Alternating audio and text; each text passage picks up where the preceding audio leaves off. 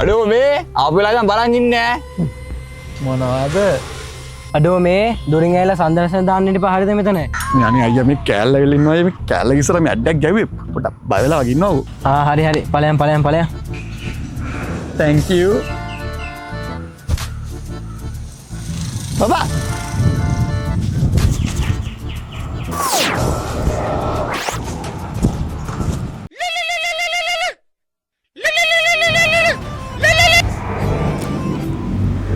අඩෝ මචං උඹට මතකද එදා ටවුන් එකේදී අපි අර රත්තරන් චේන් එකක් බැලුවා උඹට මතකයිනේ අර රත්තරන් බඩ ටික වෙන් කරලා තිබ්බේ සාදුනේගේ බර්ත්ඩේ එකට එදා මචං සල්ලි නැති හින්දා අර රත්තරන් බඩු කඩේ මැනේජර් කාර්යයා අපිට සෙරප්පුවෙන් ගාලා එළෙව්ව මතකද මං ඒක අමතක කරයි කියලා හිතුවද එදා ඒ රත්තරන් බඩු කඩේ මැනේජර් කාර්යයා මට ගහපු සෙරප්පුව Amazon එකෙන් ඕඩර් කරා මචං මේ මට පුළුවන් නම් මචං රුපියල් 1000ක් ට්‍රාන්ස්ෆර් කරපන්කෝ ආපෝ තමුසෙනම් කවදාවත් හැදෙන්නේ නැහැ මෝඩයා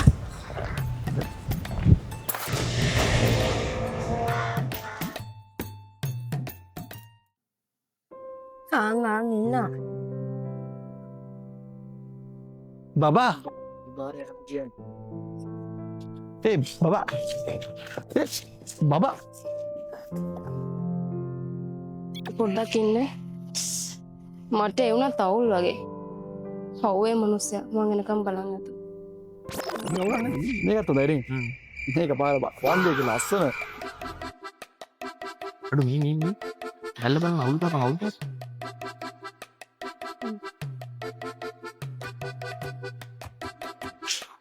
දැන් ඵලයන්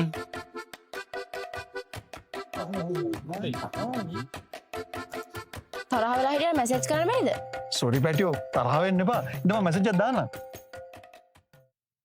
දැන් මොන මගුලකට මැසේජ් කරන්නේ ඔයානේ කිව්වේ දැන් මැසේජ් කරන්න කියලා මං කිව්වේ ගෙදර ඉද්දි මැසේජ් කරන්න කියලා ළඟ ඉන්නකොට කවුද මැසේජ් කරන්නේ හරියනම් ඔයා ගෙදර යන්නකෝ මම මොකටද ගෙදර යන්නේ හරියනම් මං ගෙදර යන්න ගෙදර ගිහිල්ලා මම මැසේජ් එකක් දාන්න ඒයි පොඩ්ඩක් ඉන්න මිනිස්සයෝ අයියෝ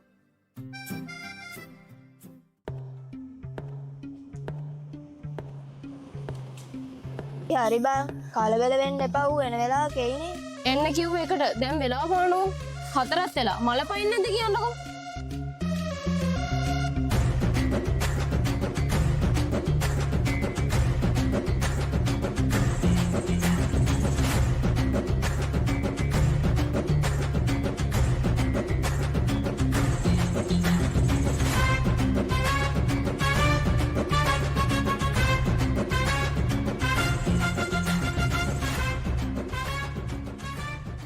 good evening මස්තර කැටේ හදිසියේ මාව කැඳෙව්වේ ඔයා මට ඇත්තටම ආදරේද ඔයා ඉතින් මට ඇත්තටම ආදරේ කරා නම් ඉතින් ඔය වගේ ප්‍රශ්නයක් අහන්නේ මං ඇත්තටම තමයි ආදරේ කරන්නේ මං ඔය ඇත්තටම ආදරේ කරනවාද කියලා ඇහුවේ නෑනේ මං ඇහුවනේ හරි අය පාරක් අහන්නකො බලන්න ඉතින් අනේ දෙයියනේ මට කියන්න මුකුත්ම නැහැ thank you හැම සාර්ථක මිනිහ පිටිපස්සම ගෑණියෙක් ඉන්නවා කොහෙද ඉතින් මේක සාර්ථක වෙන්න දෙන්නේ නෑනේ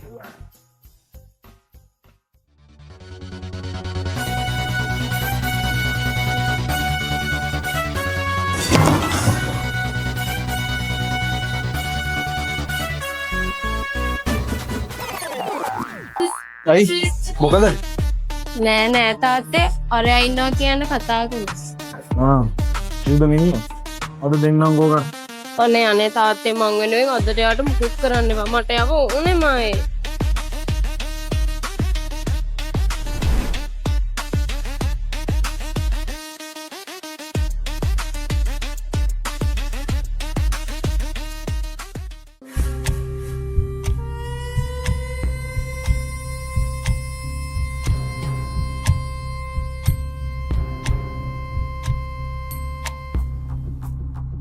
මමද අනේ තාත්තේ අතට විතරක් චුට්ටක් නෑද හැමෝම මයින් යනවා කවද්ද වැඩිම අදෙයනේ මාමි ඔය නෑදෑයන්ට මොලයක් නෑ කියලා මාමලත් මොලයක් නැද්ද මේ වගේ වයස කසාද පදින්න නෑ මගෙන් අහන්නේ එහෙනම් ඉතින් ඔයාට මොලයක් නැද්ද මේ වයසේ තාත්තට කසාද බඳින්න හදනකොට අහන් ඉන්නේ මනුස්සයෝ මං කවද්ද කසාද බඳින්නේ කියලා අහන්නේ. කාගෙන්ද අහන්නේ? මගෙන් තමයි පුතේ අහන්නේ. මේ මොන කරුණක්ද? ඔයා කවද්ද කසාද බදින්නේ කියලා මෙයන් අහනවා. මෙයා කවද්ද කසාද බදින්නේ කියලා වයින් අහනවා. අයියාට මේ අදාළ කෙනාගෙන් අහන්න බැරිද? දුවේ මුත් පිස්සු නැත්තම් මේ පිස්සු වගේ රඟපානවා. මේක විතරක් ඇයි මේ වගේ තාත්තා මයෙන් අහන්න තෝ වයින් අහන්නේ? මතක තියාගනි. දුවමට කැමති කිව්ව හින්දා මෙච්චර ලයිව් එකේ. නැත්තම් බව කෑලි වලට කපලා අපේ ස්විමින් pool එකේ ඉන්න මෝරුන්ට කන්න දානවා දැනගනි. මේ වර යන්න. අනේ තාත්තේ.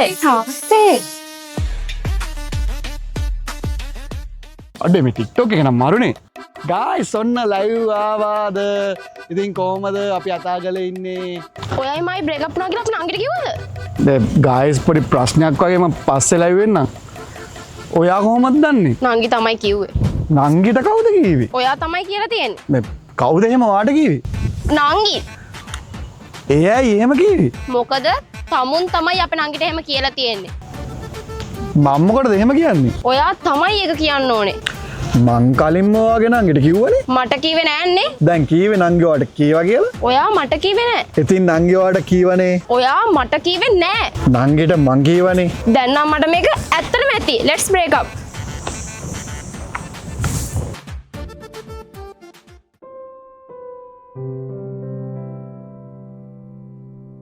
අරුව මොකද බං අර අනන්නේ? මචං සතුරි ලව්වකට අතර කරාම මට පට්ට අවුල්ව. අයියෝ දැන් බලපන් නෙත්මී කොල්ල හැමදාම නෙත්මී එලියට එක්කන් යනවා. ඔබ කවදා හරි ඒකේ එක්කන් ගිහලා දෙනවද එලියට? මාත් ආසයි මචං.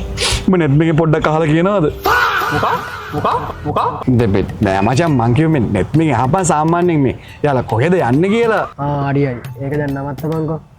නෙත්මිය කොල්ලා දැන් එක්කන් යනවා වගේ. ඔබ කවද්ද දැන් ඒක එක්කගෙන යන්නේ? මම නම් රෙඩි මචං. ඒකට නෙත්මි කැමති වෙන්න බෑ.